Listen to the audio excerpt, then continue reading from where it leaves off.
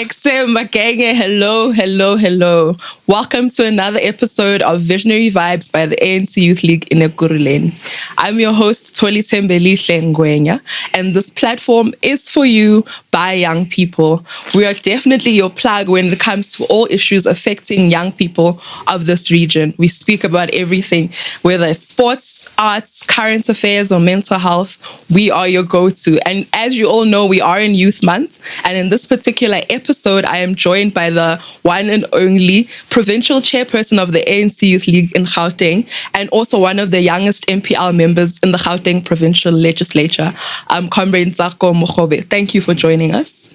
No, thank you so much. And congratulations to the Youth League RSC for creating such a platform. I'm happy to be here. Thank you so much.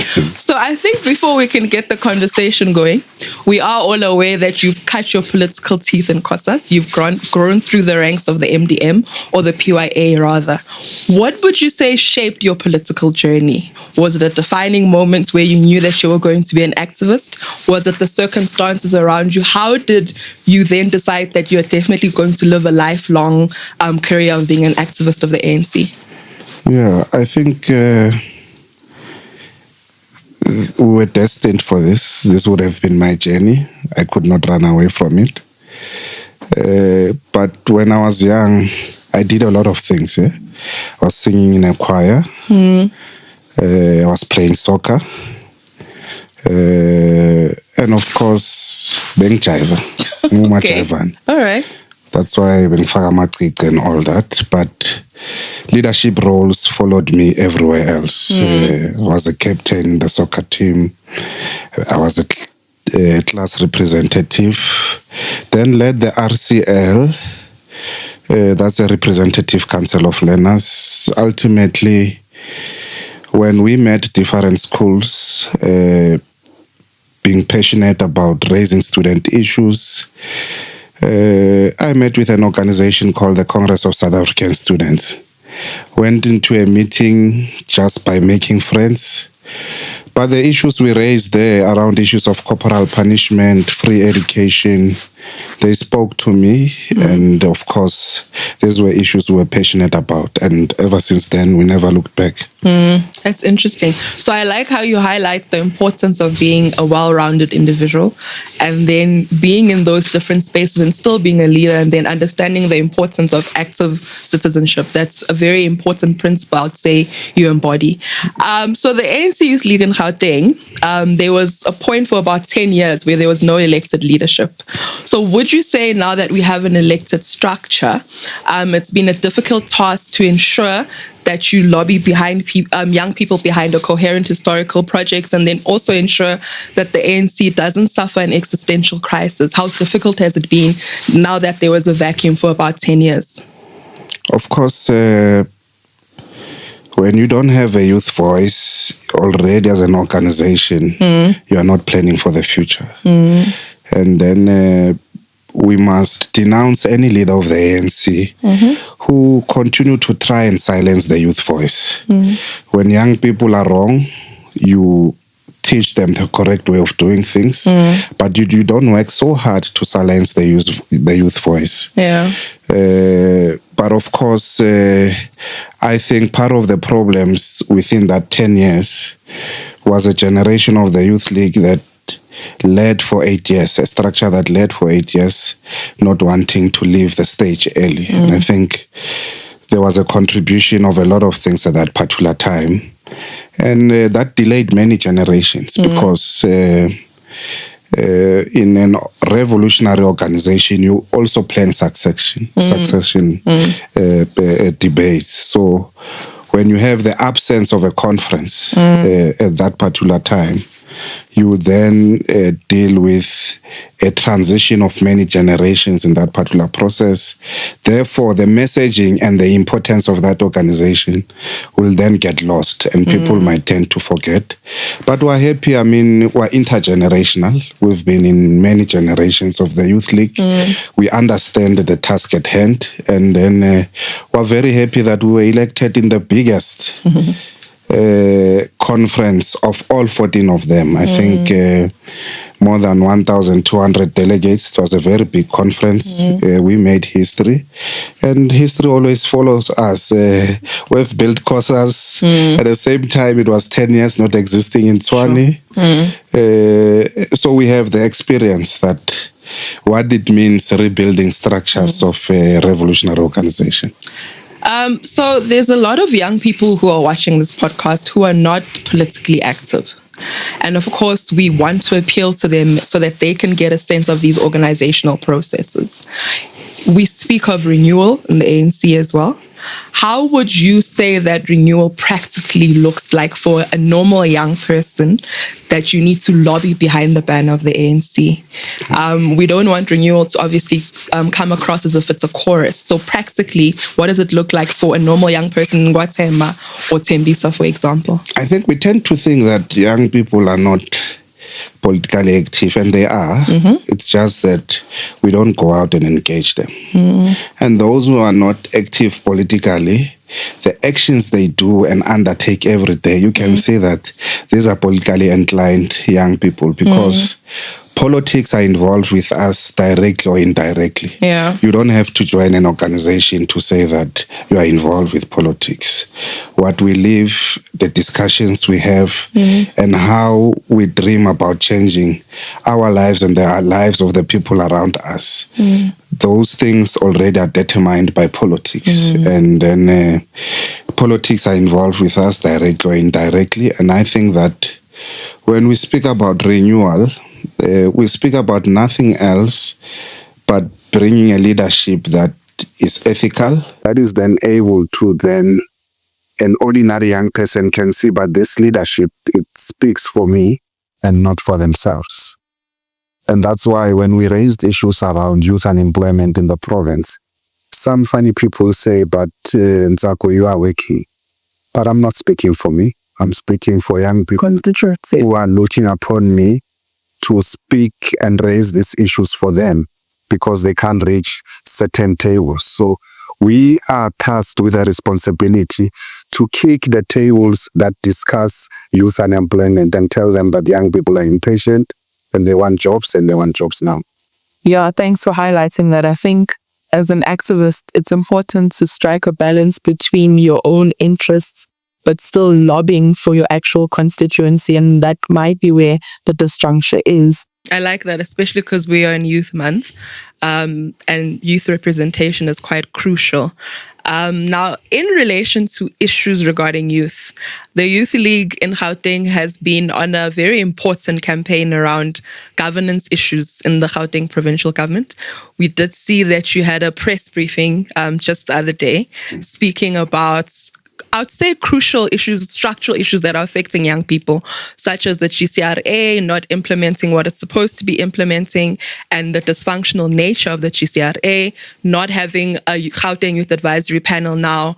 That particular call that you've made to the Gauteng Provincial Government, what is it exactly? What are you trying to achieve? We are already saying to the youth in Gauteng, we know that you are not working. You know that you are struggling every day to even print out CVs that we require from you when you apply for jobs. And of course, we know that the ANC government has been trying to bring about interventions. But these interventions, with the percentages of youth unemployment that we have in the province, we believe that this is a ticking time bomb. And we believe that the Asi'spani intervention has dramatically changed to become Asi'spani. Most young people that were employed by this particular intervention are now sitting at home.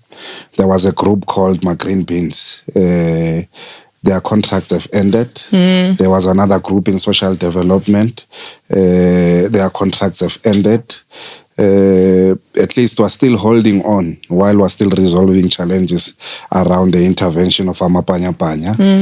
The young people were supposed to be in a solar project for 3 years. They went there for 3 months. We don't know what that certificate will do for them. And all of this was supposed to be administered by an institution or a unit called the GCRA, Gauteng City Region Academy. And then it was badly led.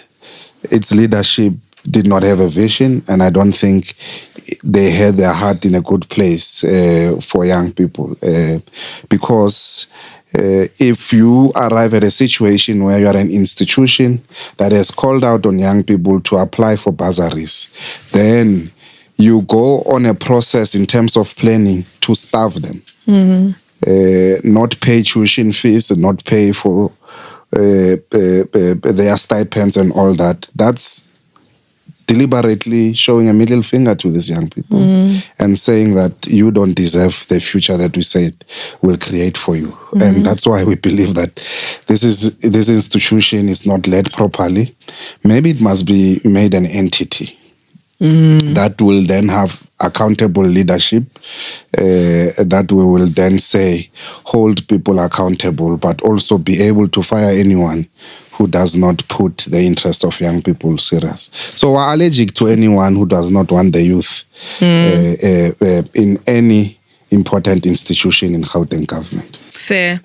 And in terms of the jobs intervention programs that exist in the province, there's different kinds. We've spoken about Asi'spani, which is now Asi'spani. As per your press briefing yesterday. Yeah, unfortunately it is, because a lot of people are young people rather, sitting at home with all of these degrees and skills, and they're not getting the necessary opportunities. What would you say needs to be done to improve these job intervention programs or training programs in this province in particular to ensure that young people can play an active role in the economy? The first thing we need to do is to get rid of lazy officials in Gauteng government. There are great policies by ANC government. There are great initiatives. The first thing we need to do is to get rid of the corrupt, greedy officials that do not want to implement these great policies on behalf of our own young people. You need to build up a machinery that is ready to change the lives of our people. The current officials we have, they are there. In fact, they are the most corrupt. They are there during the day, being officials, going around government buildings, drinking tea. At night, they become business people, taking the very same money that is supposed to intervene to the plight of young people in the province. So the Premier and the executive must really whip hard these officials if they want to get things done, because these people are important because they implement. You can make policies all you want and all that. They hold the authority to implement the decisions you are making in the executive. If you don't whip on them, if you don't check on them, what are they doing? Are they patriotic enough? Do they love the work they're doing? Are they ready to serve the people? Then you will get something correct there. But if you have officials who just want to arrive at work, just sign up that we are here at work and wait for a paycheck at the end of the month and don't care what is happening.